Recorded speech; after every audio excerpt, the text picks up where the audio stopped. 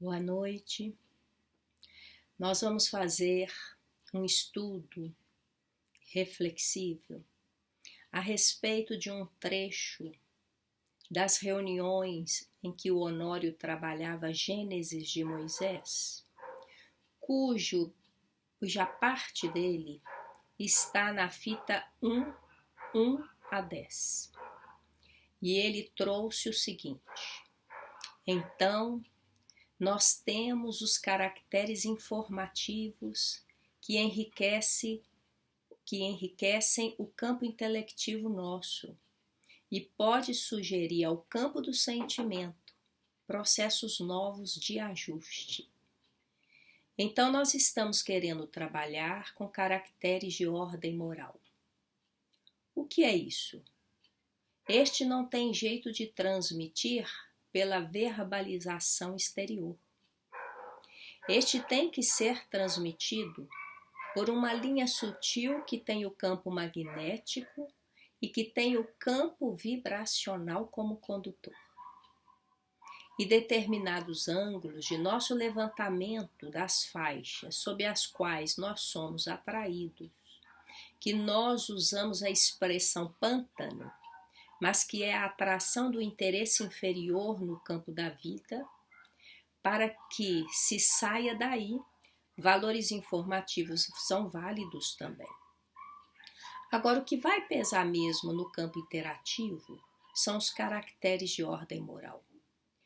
Porque se de um lado você tem que conseguir instrumento para te tirar do pântano, eu tenho que alterar o meu sentimento para poder ficar mais leve. Este é um problema. O pântano que ele utilizou aqui refere-se à nossa natureza inferior que todos trazemos ainda. Aqui o Honório desenvolve o assunto pertinente à nossa transformação moral, que consta em O Livro dos Espíritos, na questão 629. Quando os espíritos responderam a Kardec sobre a definição da moral, e eles afirmaram que é a regra de bem proceder, ou seja, de distinguir o bem do mal. E complementaram que funda-se na observância da lei de Deus. A finalização dessa questão foi que o homem procede bem quando tudo faz pelo bem de todos, porque então cumpre a lei de Deus. Para se transmitir esses caracteres de ordem moral, o companheiro Honório vai dizer que somente se dá por vias vibracionais do nosso campo magnético na direção do outro.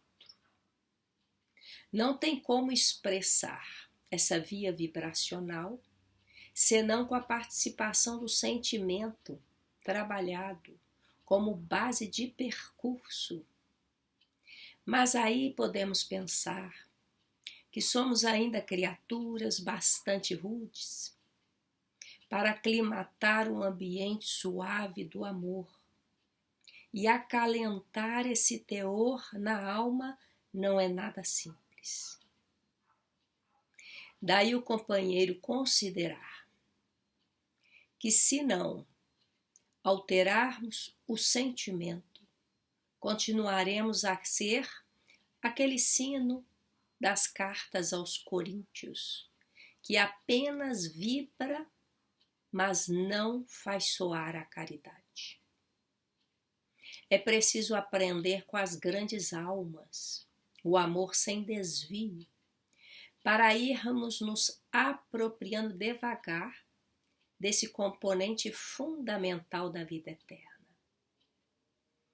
Ao depararmos, por exemplo, com a Lívia, filha de Basílio na obra Ave Cristo de Emmanuel, ela que amava profundamente Tassiano, mas guardando esse precioso sentimento no silêncio da própria alma, já que ele era comprometido, mesmo em um casamento sem a união dos sentimentos com a sua esposa, e estavam já há muito distantes um do outro. Tassiano sentia o mesmo afeto em relação a Lívia. E no ímpeto de seu temperamento mais incontrolável, ele se declara para ela com todas as forças do seu sentimento. E a resposta adotada por essa alma grandiosa, Lívia, quando reflete com ele sobre o assunto em lágrimas, vai dizer que o tempo e o espírito de sacrifício poderiam modificar a situação. Essas almas veneráveis têm uma espécie de compreensão de que o tempo, ainda que extenso, é o solucionador de todas as dificuldades do presente. E indicando a filhinha dele, Blandina, que brincava distante, acrescentou: uma conduta igual à dos que nos ferem. Talvez lhe envenenássemos irremediavelmente o coração. Arrancar-lhe a mãezinha faria ver nela alguém inatingível e em nós os causadores de sua dor. E conclui sua intervenção superior de formosura moral. Estaremos juntos. O amor acima de tudo é entendimento, carinho, comunhão, confiança, manifestação da alma que pode perdurar sem qualquer compromisso de ordem material. E conclui que iriam se reencontrar em Blandina. Será nosso ponto de referência afetiva. Os dias passarão sobre nós como vagas de beleza e esperança, e quem sabe o futuro, talvez o tempo. E por incrível que pareça, vamos notar que o reencontro nos dias mais atuais, que pode ter se dado em outras épocas, obedeceu a esse padrão. Chico, a alma cândida de Pedro Leopoldo, que foi a Lívia de Ave Cristo, iria reencontrar Arnaldo Rocha, o antigo Tassiano, após a desencarnação de sua primeira esposa, Meimei, que era a Blandina do mesmo romance. E foi um reencontro em Belo Horizonte, no centro da cidade. Arnaldo ficara viúvo e andava-se cabisbaixo quando trombou com Chico, carregando pequena pasta. E a partir desse encontro, ouviram, em reunião mediúnica na casa do irmão do Arnaldo, a Meimei, transmitindo uma mensagem de reconforto e esperança. A partir daí, eles voltaram a ser almas de grande estima. Os três já estão desencarnados nos dias atuais. E quando vemos posição tão digna desses valorosos exemplos de formosura moral, nós ficamos a pensar em nossa relação com os mais chegados. Renunciar à palavra que pode gerar animosidade. Silenciar em nossa mente a imagem da ofensa recebida. Guardar serenidade na hora difícil da conturbação são posições que já podemos desenvolver diante desses depoimentos vivos de elegância moral. E aí o Honório fecha a palavra dele dizendo: então, não adianta colocar um guindaste que levanta 10 toneladas para me tirar. Isto são informações de fora, mas eu tenho que lutar para ficar mais leve. Porque a linha de atração e de repulsão que nós temos no reino mineral, quando se trata das linhas de atração, vamos dizer, molecular e atômica, elas funcionam no campo das linhas profundas do espírito. e nós podemos nos livrar, vamos dizer, dos pesos da vida física com instrumentalidades variadas. Mas para poder mudar o peso de uma célula ou o peso de uma molécula perispirítica, não é por linhas periféricas, é por linhas morais, em que eu começo a desprender material inútil. Então, a evolução que nós estamos querendo estudar, ela tange mais que é isso aqui, os caracteres de ordem moral. É o que Jesus propõe. Então, nós temos que implementar um trabalho incansável e costumeiro de suavização das emoções, de leveza do sentimento.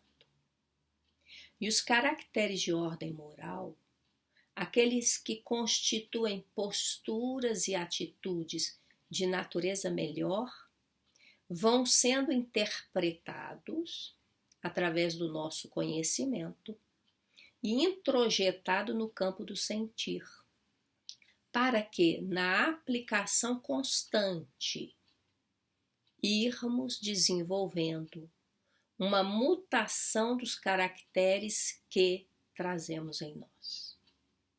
É uma verdadeira luta que se instaura na intimidade, já que nossos reais inimigos estão sublocados no nosso íntimo.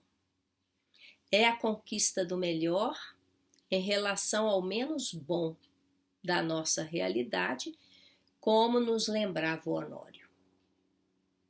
Mas ele nos recorda que esta tarefa não pode ser instaurada de forma periférica, superficial.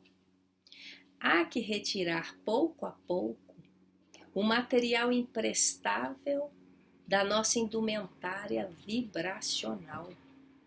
Substituir o peso do egoísmo, da presunção, da indiferença, das exigências descabidas e implantar disposições de servir e felicitar os corações que nos rodeiam.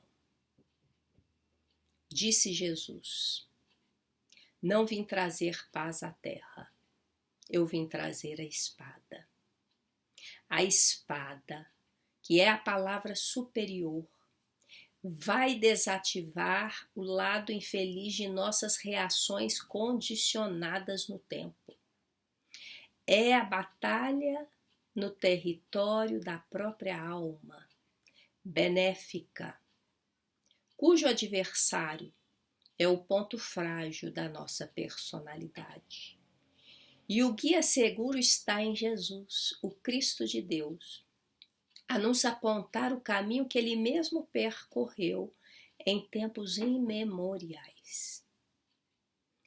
Daí o Honório considerar que para levantar pesos materiais existem guindastes e outros mecanismos, mas para mudar uma molécula perispirítica ou anímica na própria alma, é preciso liberar material imprestável que cultuamos nas engrenagens do espírito.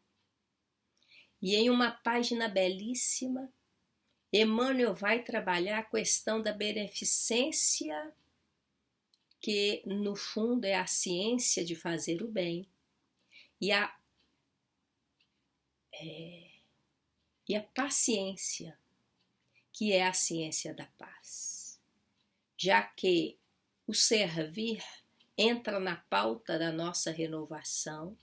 Ele vai propor que a beneficência será promotora do prato dividido, do remédio aos doentes, do asilo aos que vagueiam sem teto, da proteção à criança desamparada, do consolo aos tristes, da compreensão em família, da cooperação sem atrito, do pagamento sem choro. E culmina o ensino asseverando que a beneficência pode efetuar prodígios, mas em nome da caridade, toda beneficência, para completar-se, não pode viver sem a paciência. Ou melhor, se não trabalharmos a paciência diante desses atos veneráveis, que é o amor em expansão, não lograremos alcançar a vibração do sentir.